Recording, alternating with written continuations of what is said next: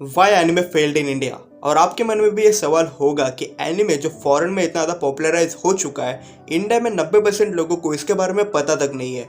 इसका क्या रीज़न हो सकता है कि इंटरटेनमेंट का एक ऐसा पार्ट जिसे world wide most of the time normal entertainment से भी ज़्यादा अच्छा कहा जाता है, इंडिया में फेल्यूर साबित हुआ। आज की वीडियो केस स्टडी होगी जहाँ पे हम जानेंगे कि एनिमे की इंडिया में जर्नी कैसी थी और वो क्यों फेल हुआ और क्या एनिमे वापस इंडिया में कमबैक कर सकता है। वीडियो शुरू होने से पहले अगर आप चैनल पर नए हो तो चैनल को सब्सक्राइब करना मत भूलना। So let's begin the video. Anime India में क्यों फेल हुआ ये जानने से पहले एनिमे होता क्या है ये जानना बहुत जरूरी है। What is anime? अगर सिंपल वर्ड्स में समझाऊँ तो एनिमे शॉर्ट फॉर्म है एनिमेशन वर्ड का। और अभी आपके मन में एक सवाल होगा कि एनिमेशन तो हर एक कंट्री में बनाई जाती है, तो उन्हें एनिमे क्यों नहीं कहा जाता? तो यहाँ पे एक स्पेसिफिक चीज़ मेंशन की गई है कि एनिमेशन जो जापान में बनाया गया हो उसे वर्ल्ड वाइड एनिमे के नाम से जाना जाता है। सो अभी जब आपको एनिमे के बारे में एक बेसिक आइडिया आ चुका है, तो अभी देखते हैं कि एनिमे की इंडिया में जर्नी कैसी थी। तो अभी बढ़ती है वीडियो के फर्स्ट सेगमेंट के ऊपर, the journey of anime in India. So बात है 2004 की, जब एनिमे एशिया जो पूरे एशिया में होने वाले एनिमे डिस्ट्रीब्यूशन को संभाल रहा था, उन्हें लगा कि इंडिया जो एक लार्ज ऑडियंस से गिफ्टेड है, यहाँ पे भी एनिमे डिस्ट्रीब्यूशन किया जाए। और इसी डिसीजन को मद्देनजर रखते हुए 5 जुलाई 2004 में एनिमेक्स इंडिया नाम से एक टीवी चैनल इंडिया में ब्रॉडकास्ट होना शुरू हो गया। और इंडिया में इस चैनल को सोनी ओन करती थी, जो कंपनी के बारे में आप सभी को पता ही होगा। तो एनिमेक्स पे एनिमे एयर होते थे और दिन के 12 आवर्स तक एनिमे टेलीकास्ट किए जाते थे और ये सब इंग्लिश लैंग्वेज में दिखाए जाते थे। बट बाद में एनिमेक्स इंडिया इंग्लिश डब से शिफ्ट होकर जापानीज सब पे चला गया। और ये डिसीजन के पहले भी बहुत कम लोग एनिमेक्स देखते थे because of the language barrier, लेकिन ये डिसीजन के बाद सिचुएशन और भी बिगड़ने लगी। लेकिन 2016 में उन्होंने कमबैक करने का ट्राई किया, लेकिन अच्छा रिस्पांस ना मिलने की वजह से 18 अप्रैल 2017 को एनिमेक्स एंड हो गया इंडिया में। और एनिमेक्स ही नहीं तो कार्टून नेटवर्क, टूनामी और भी टीवी चैनल्स थे जो एनिमे को एयर किया करते थे। बट आफ्टर सम टाइम सभी ने एनिमे टेलीकास्ट करना या तो बंद कर दिया या फिर उनके चैनल को हटा ही दिया गया इंडिया से। और यही बात पे मैं आपको वीडियो के अगले सेगमेंट पे ले जाना चाहूंगा, जहाँ पे हम जानेंगे why anime failed in India, like क्या रीजन था इस डाउनफॉल का। इस चीज में सबसे पहले हम बात करेंगे failure of anime channels like Animax. So अगर आपको जरा भी टीवी शोज के बारे में नॉलेज होगी तो आपको टीआरपी के बारे में तो जरूर पता होगा। सो टीवी चैनल को कंटिन्यू रन करने के लिए टीआरपी की जरूरत होती है और एक चैनल को चलाने के लिए एड्स भी रन करना बहुत ज्यादा इंपॉर्टेंट हो जाता है एज वो रेवेन्यू जनरेट करते हैं। और अगर हम एनिमेक्स चैनल देखें जो पहले से बहुत ज्यादा कम लोग देखते थे और उसकी टीआरपी भी हद से ज्यादा कम थी, और एक ऐसा चैनल जिसकी इतनी कम टीआरपी हो, सो कंपनीज नॉर्मली प्रीफर नहीं करती ऐसे चैनल पे एड्स लगाना। सो अगर एक कंपनी उतना ही रिकवर नहीं कर पा रही जितना उन लोगों ने इन्वेस्ट किया है, तो उनका बंद होना तो लाजमी है। और इसी वजह से एनिमेक्स या और कोई भी चैनल जो एनिमे एयर करता था वो इंडिया में बंद होना शुरू हो गया।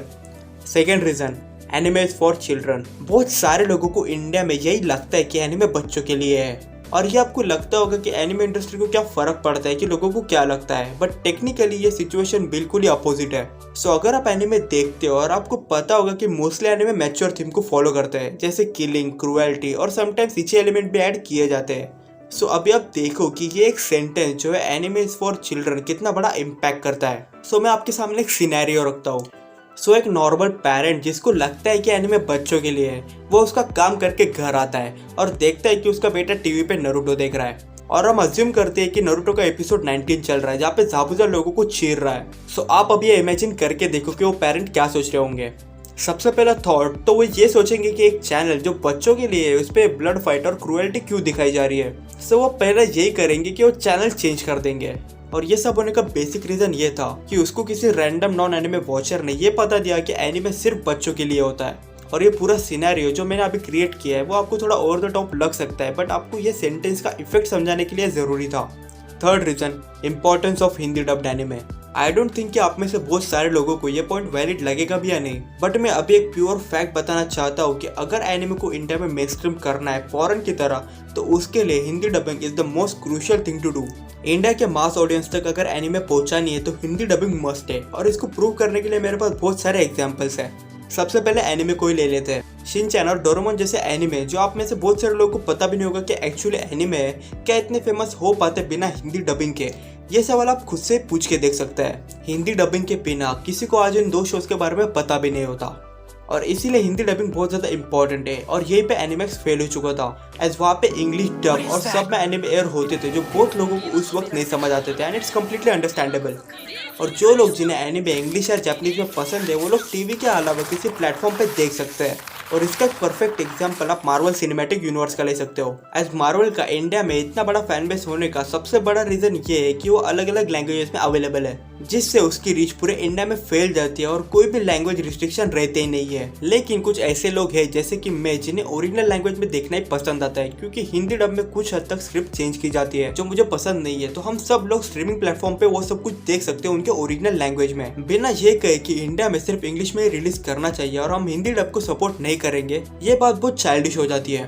फॉरेन मूवी स्टूडियोज ये बात अच्छी तरह से समझ चुके हैं और इसीलिए कोई भी मूवी या टीवी शो जब भी इंडिया में आता है तो वो इंग्लिश के साथ अदर लैंग्वेजेस में भी आता है, as it is a crucial thing to do if you want to sustain in Indian market.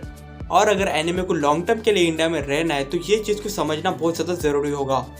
Fourth reason, type of audience. यहाँ पे मैं इंडियन ऑडियंस की बुराई नहीं करने वाला हूँ, यहाँ पे मैं एक स्पेसिफिक हैबिट को टारगेट करने वाला हूँ जो अगर कंटिन्यू होते रहे तो आगे जाके बहुत खतरनाक हो सकता है। सो मैं शोज को दो कैटेगरी में डिवाइड कर देता हूँ। फर्स्ट ऐसी कैटेगरी जहाँ पे शो की बेसिक स्टोरी पता होने के बाद वो शो का कोई भी एपिसोड कभी भी देख लिया तो कुछ फर्क नहीं पड़ता, और इसका एग्जांपल है शोज जैसे Doraemon, Shinchan and Pokemon sometimes. और दूसरी कैटेगरी में एनिमे, जिनको समझने के लिए उसके सारे एपिसोड देखना जरूरी होता है। और हमारे यहाँ एक तरह के ऑडियंस बहुत ज़्यादा है जिन्हें कुछ टेंशन ना लेते हुए कोई भी एपिसोड देखने में मज़ा आता है और एक शो को पूरे स्टार्टिंग से देखने का उनका इरादा ही नहीं होता। और ये ऑडियंस कुछ शोज के लिए अच्छी साबित होती है जैसे शिनचैन और डोरेमोन, एज उनके पास एक प्लस पॉइंट होता है कि उनके शो का कोई भी एपिसोड देख के लोग एंजॉय कर सकते हैं और उनको उनके पिछले एपिसोड के बारे में पता होना ज़रूरी नहीं होता। लेकिन एनिमे सीरीज के लिए डिसएडवांटेज बन जाते हैं जहाँ पे उसको एंजॉय करने के लिए सीक्वेंस से एपिसोड देखना ज़रूरी हो जाता है। और इसीलिए ऑडियंस को कुछ डिफरेंट ट्राई करना चाहिए हमेशा रिपीटेटिव शोज को देखने से अच्छा।